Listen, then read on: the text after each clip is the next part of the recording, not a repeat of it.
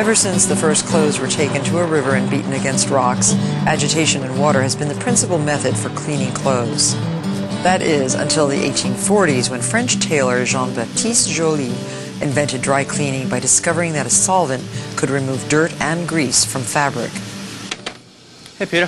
Hey, Wayne, what's going on? Not much. How you doing? Good, you? Pretty good. We spoke to one of New York's best cleaners, Wayne Edelman of Meurice Garment Care, for a course in Dry Cleaning 101. They clean more than 1,000 garments each day. Most people are under the misconception that dry cleaning is a dry process.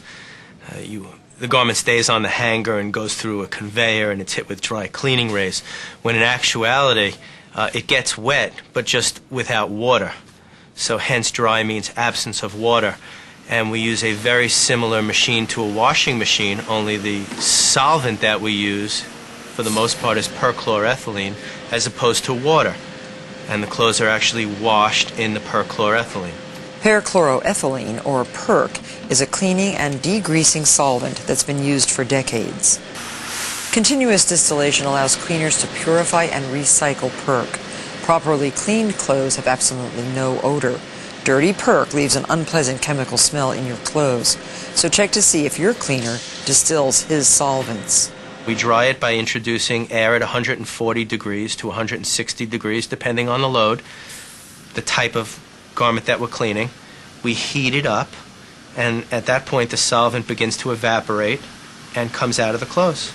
We heat it, we heat it, we heat it, we remove all of it, and then we cool it down, which prevents wrinkling. Wayne's finishing department utilizes the newest pressing machines on the market. Heavy items like coats, jackets, and pants go to the tension presser. Our pants finisher will secure the pant at the waistband and then again at the bottom of each leg. It spins around into the cabinet. The steam is what loosens the fibers, the tension is what smooths it out, and the air is what dries it or sets it. It is less likely to show seam impressions and better for the garment than machine pressing it. More delicate items go to the up-air board. Our air-up finishing boards are state-of-the-art technology, and it's bringing pressing into the new millennium. We have the ability to iron on a cushion of air, eliminating any pocket impressions or seam impressions while still finishing the garment nicely. Our new bagging technology eliminates a lot of waste. Prior to using this piece of equipment, the bags came in pre-cut lengths, and there was a lot of waste involved. If we had a 42-inch long garment, we'd have to use a 60-inch long bag. This machine uses continuous poly and cuts it to the exact length we need for each garment. Good morning, Wayne. How are you? Good, how are you? Stain removal, Wayne's specialty, relies on elbow grease, not technology.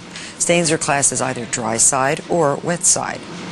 Dry side stains come out with solvents, and examples of those would be paint and oil and grease and lipstick.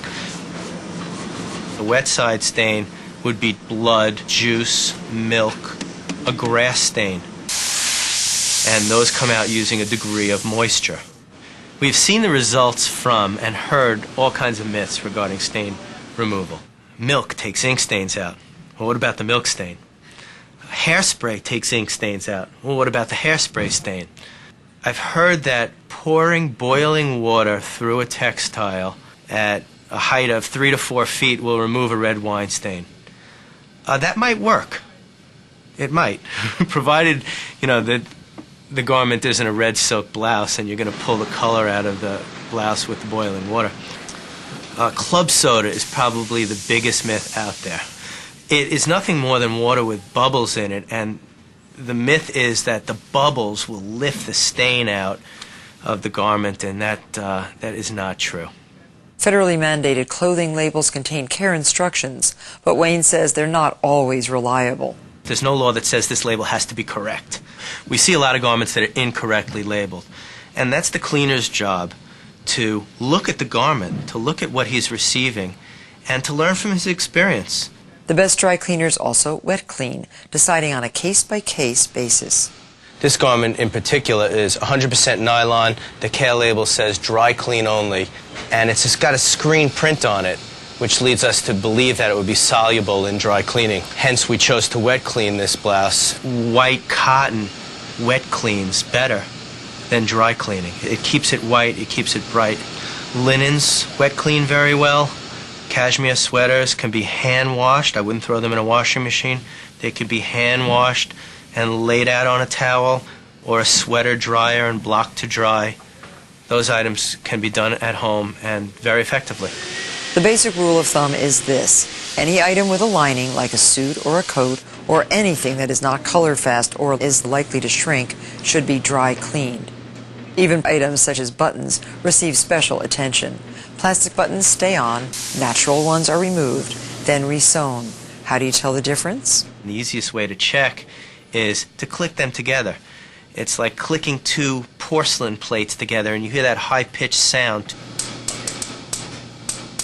versus clicking two plastic cups or two plastic plates together. That's the difference between a plastic button and a natural button. Any type of agitation would damage the sweater, and some solvents would actually melt the ornaments. Wayne adapted an upholstery cleaning machine for elaborate garments. He loads it with solvent or water and soap, then gently sprays and then vacuums. We'll do this side and then we'll flip it over. He uses it on any garment that cannot withstand agitation. When picking a cleaner, make sure you get what you ask for. First and foremost, is he getting the stains out? Is he paying attention? Is he listening to you? If you tell him you don't want a crease in your pants and they come back with a crease, well, that's a problem. If you tell him that you want the sweater folded, you don't want it on a hanger, and it comes back on a hanger, well, you know, that's a problem. But there won't be a problem if your cleaner is as discerning as you are. I'll do my best.